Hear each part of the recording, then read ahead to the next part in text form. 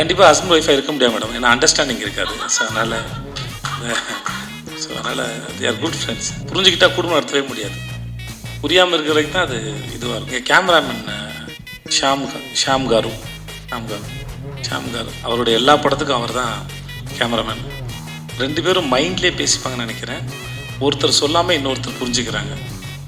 Saarvi madam சொல்லும்போது அவங்க 2 பேரும் ஹஸ்பண்ட் ஒய்ஃப் தான் சொல்லுவாங்க. கண்டிப்பாக ஹஸ்பண்ட் ஒய்ஃபாக இருக்க முடியாது மேடம், ஏன்னா அண்டர்ஸ்டாண்டிங் இருக்காது. ஸோ அதனால் they are good friends. So you can understand each other ma'am. So புரிஞ்சுக்கிட்டால் குடும்பம் நடத்தவே முடியாது. புரியாமல் இருக்கிற வரைக்கும் தான் அது இதுவாக இருக்கும். ஸோ ஆனால் ஒர்க்கு வந்து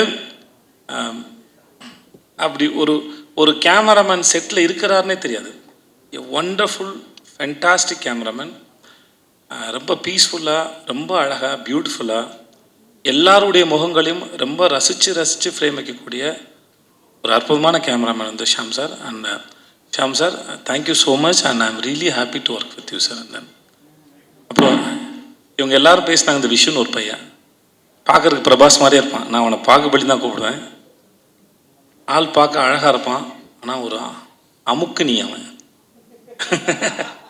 அவனுக்கு புரியுதுல்ல, கம்முன்னு இருப்பான் ஒரு மாதிரி.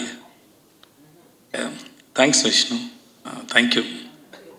ரொம்ப பொறுமையான ஒரு ஆள். చార్మి గారు మేడం చాలా థ్యాంక్స్ అండి.